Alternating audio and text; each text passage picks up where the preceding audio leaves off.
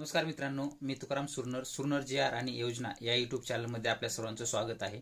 आजच्या व्हिडिओमध्ये एक अत्यंत महत्त्वाची आनंदाची बातमी आपण पाहणार आहोत की लाडक्या बहिणींसाठी जे काही महाराष्ट्रातील लाखो बहिणी वाट पाहत होत्या की डिसेंबरचा हप्ता कधी मिळणार, जे काही घोषणा केल्यानंतर निवडणूक झाली, निवडणुकीच्या नंतर जे काही हप्ता डिसेंबरचा यायला पाहिजे होता, अगोदर दोन महिन्याचे हप्ते एकत्र दिले होते, पण आता ही तारीख संपून सुद्धा डिसेंबरचा हप्ता आलेला नव्हता। त्या संदर्भातीलच हिवाळी अधिवेशन नागपूरला सध्या चालू आहे आणि त्याच हिवाळी अधिवेशनामध्ये माननीय मुख्यमंत्री देवेंद्र फडणवीस यांनी एक घोषणा केलेली आहे किंवा लाडक्या बहिणीचा हप्ता हा कधी येणार आहे त्या संदर्भात सविस्तर माहिती दिली आहे। ते तर आता आपण काय म्हणाले ते आपण थोडक्यात पाहूया।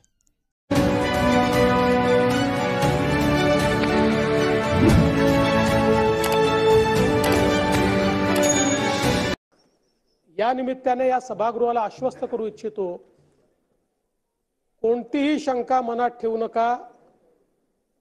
जी आश्वासनं आम्ही दिलेली आहेत, ज्या योजना आम्ही सुरू केलेल्या आहेत, एकही योजना आम्ही बंद होऊ देणार नाही। ज्या लाडक्या बहिणींनी महायुतीवर प्रेम दाखवलं,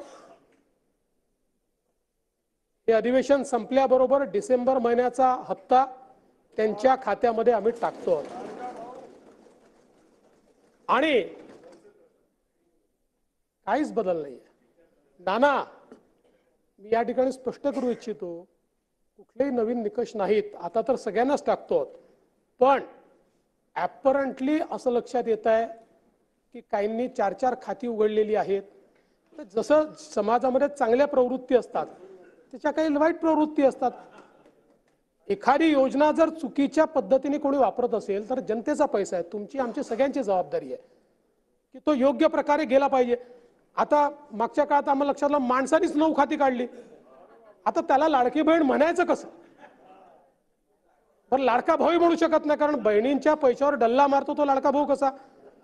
अशा पद्धतीने जे काही लाडक्या बहिणी आतुरतेने वाट बघत असतील लाडक्या बहिणींचा जे काही डिसेंबरचा हप्ता कधी येणार होता, तर त्या संदर्भातील सविस्तर स्पष्ट त्यांनी सांगितलेलं आहे की तुमचा हप्ता हा हिवाळी अधिवेशन संपताच, म्हणजेच हिवाळी अधिवेशन हे 21 डिसेंबर 2024 ला संपणार आहे। त्यानंतर तुमचा हप्ता तुमच्या खात्यामध्ये डायरेक्टली वर्ग केला जाणार आहे आणि त्यामध्ये कुठलाही बदल न करता एकाही लाडक्या बहिणींचं जे काय असेल, ज्या चुकीच्या पद्धतीने जे लाभ घेत असतील त्यांचे नाव वगैरे वगळले जातील, पण जे चालू आहेत त्यांना ऑलरेडी हप्ता जे काय असेल ते त्याच्यात जर काही त्यांची दोष नसेल तर त्यांना तो हप्ता मिळत राहील। अशा पद्धतीचं एक नवीन अपडेट होतं, ते आपण पाहण्याचा प्रयत्न केलेला आहे। तुम्ही जर या चॅनलवरती नवीन असाल तर आपल्या व्हिडिओला लाईक करा, मित्रपरिवारांना शेअर करा आणि आपल्या या चॅनलला सबस्क्राईब करायला मात्र विसरू नका, जेणेकरून व्हिडिओ अपलोड करताच माहिती तुमच्यापर्यंत ही पोहोचली जाईल। भेटूया नवीन माहितीसह नवीन व्हिडिओमध्ये। धन्यवाद।